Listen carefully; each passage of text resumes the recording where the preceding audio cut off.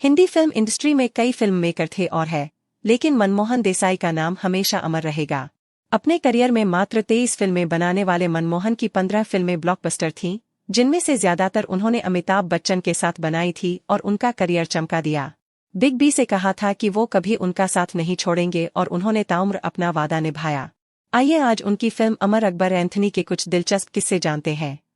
किसी हसीन की तरफ ये गुलाब। साथ ही ये भी जानते हैं कि आखिर मनमोहन को क्यों लगा था कि उनकी ये मूवी फ्लॉप हो जाएगी।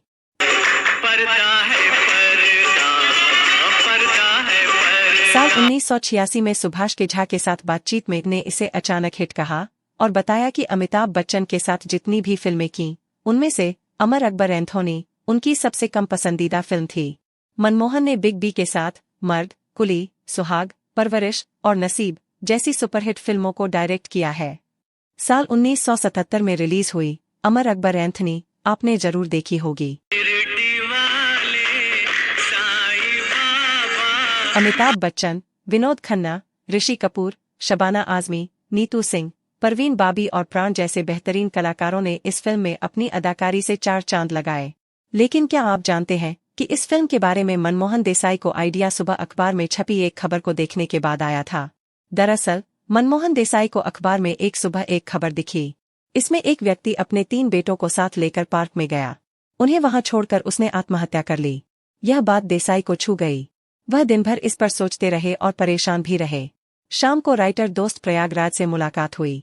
देसाई ने उन्हें खबर बताई और कहा, सोचो अगर उस आदमी ने आत्महत्या नहीं की और जब लौटकर पार्क में आया तो देखा कि उसके 3 बेटे वहां नहीं हैं। अब वह कैसे रिएक्ट करेगा? यही वह सवाल था जहां से अमर अकबर एंथनी की परिकल्पना शुरू हुई।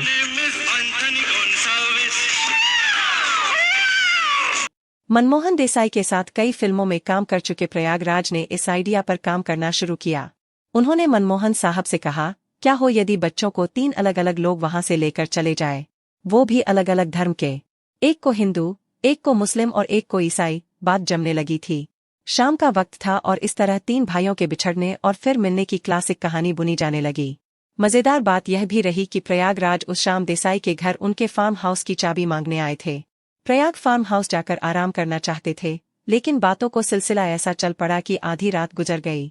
अगले दिन दोनों फिर मिले और कहानी को आगे बढ़ाया।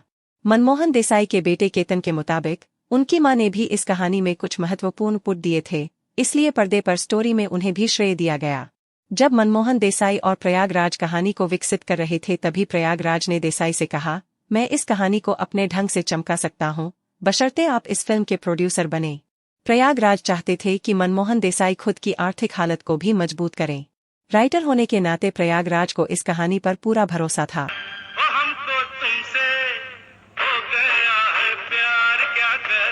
मनमोहन देसाई ने कई नामी प्रोड्यूसरों की झोली पैसों से भरी थी। वक्त बदलने वाला था। मनमोहन देसाई मान गए। तय हुआ कि वह फिल्म के डायरेक्टर और प्रोड्यूसर दोनों बनेंगे।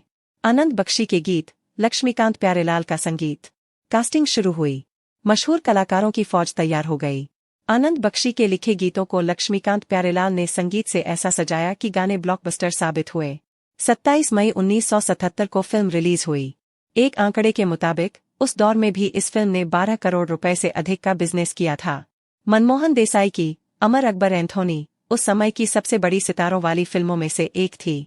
इसमें अमिताभ बच्चन के साथ बड़े बड़े कलाकार थे। उन्होंने इंटरव्यू में कहा, अमर अकबर एंथोनी में मेरा कम से कम एफर्ट, मेहनत और पैसा लगा था। जब ये रिलीज हुई तो मुझे लगा कि इसमें अच्छे गाने हैं, लेकिन मैंने कभी नहीं सोचा था कि ये इतनी सफल होगी। मुझे यकीन था कि आ गले लग जा, शर्मिला टैगोर और Shashi Kapoor starrer movie superhit होगी, जबकि अमर अकबर एंथोनी फ्लॉप होगी।